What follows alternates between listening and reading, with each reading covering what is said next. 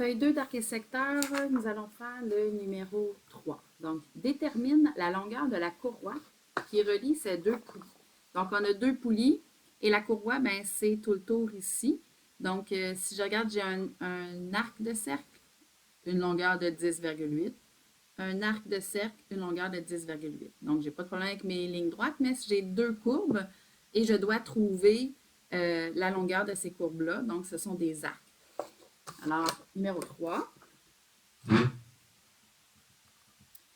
Donc, pour pouvoir trouver, je vais commencer avec le petit ici. Donc, l'arc ici, j'ai son angle au centre est de 120, mais pour ça, j'ai besoin de la circonférence totale du cercle. Donc, 1, je vais trouver la circonférence du petit, de la petite roue dans la poulie. Hein. Donc, petite roue, on va dire petite.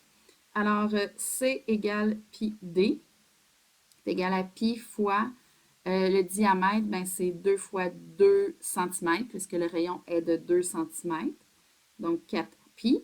Et on me dit pi environ 3,14, donc environ 4 fois 3,14, qui va me donner 4 fois 3,14, 12,56. Donc, C est environ égal à 12,56. Tiens, pendant que je suis là, je sais que je vais en avoir besoin pour le gros. Je vais tout de suite faire la circonférence. C'est le même principe. Je suis dans mes calculs de circonférence. Je vais le faire. Donc, circonférence de la grande roue, C égale pi D. Pi fois, ben, le diamètre, c'est 2 fois 8, 16 pi. On me dit de remplacer le pi par environ 3,14. Oui, c'est bien ça. Donc, 16 fois 3,14 va me donner environ 50,24. Donc, c'est environ 50,24 cm. Ah, je n'ai pas écrit ici, c'était des centimètres. J'ai oublié mes unités. Alors, j'ai mes deux circonférences. Donc, j'ai ce qu'il faut pour trouver mes deux arcs, puisque j'ai les angles au centre. Donc, 3, je vais trouver le petit arc. Alors, pour ça, j'ai besoin de mon tableau. Angle au centre, longueur R pour 100, 360, 100, partie, tout. Alors, j'ai un angle au centre dans le petit de 120 degrés. J'ai que la circonférence du petit. Oups. Donc, j'ai fait mon tableau, excusez, vous ne l'avez pas vu. Alors, 120 degrés pour l'angle au centre et la circonférence complète, donc longueur 12,56. Je peux trouver mon arc de cercle. Alors, je vais écrire ma proportion. 120 sur 360 égale x sur 12,56. Je fais toujours le produit des extrêmes, égal au produit des moyens, mais ici, j'ai pas le droit de diviser. Fait que je ne ferai pas diviser, je préfère... ça ne sera pas beau. Je vais faire le produit des extrêmes, tiens.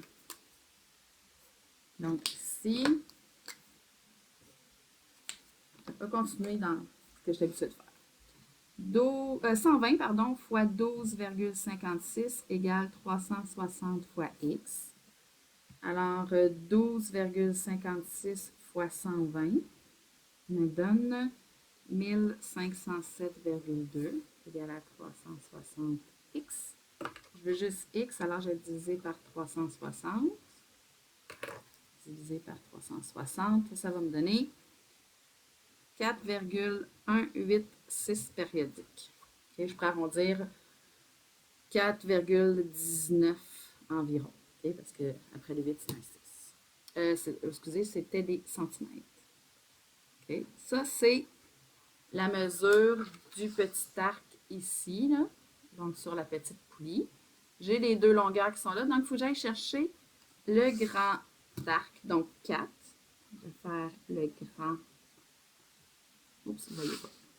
Le grand arc. Alors, je vais faire mon tableau. Je l'ai fait un peu grand.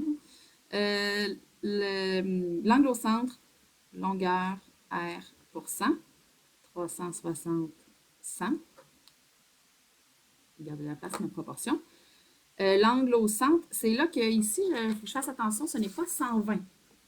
Parce que moi, ce n'est pas l'arc qui est ici que je veux, c'est l'arc là. Donc, j'ai besoin de cet angle au centre là.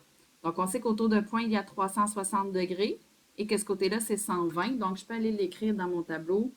Ici, ça va être 360 moins 120. Je vais quand même voir quelque part que vous avez fait ce calcul-là, ce qui me fait 240 degrés pour l'angle qui est ici. 240 degrés. Ben, j'ai fait 360 moins 120. Et là, je peux trouver l'arc, la mesure de l'arc. Si le grand cercle mesure 50,24. Ça, c'était la partie. Et ça, le tout. Alors, ma proportion, c'est 240 sur 360 égale x sur 50,24. Produit des moyens, produit des extrêmes. Pardon. 240 fois 50,24 égale 360x. Alors, 240 fois 50,24 me donne 12 057,6. Je veux juste x, je divise par 360. Divisé par 360 me donne 33,493 périodiques. Donc, x est d'environ 33,49 cm. Alors, j'ai mes deux arcs, le petit et le grand. Donc, je suis rendue à mon cinquième et dernier calcul. Donc, la longueur de la courroie. Donc, courroie. Excusez. Donc, la longueur de la courroie, ben, c'est le petit arc plus le grand arc plus, donc toute la courroie. Donc, c'est le petit arc, le grand arc plus 2 fois 10,8, pardon, plus 2 fois 10,8. Alors, le petit arc, c'est environ 33,49, plus le grand arc, là, on l'a ici, c'est, excusez, le petit, c'est 4,19, là, ça, c'est le grand, excusez. Et le petit, 4,19, plus 2 fois 10,8.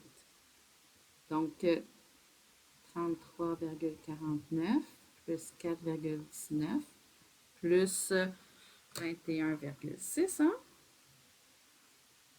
Donc, 21,6, j'ai fait 2 fois 10,8. Et il me reste à tout additionner, donc 21,6 plus 4,19 plus 33,49, ce qui me donne 59,28. Alors, la longueur de la courroie est d'environ 59,28 cm. C'est vrai que j'aurais peut-être préféré des environs plus que c'était arrondi, mais je ne vais pas trop chialer là-dessus. Donc, la longueur de la courroie pour le numéro 3.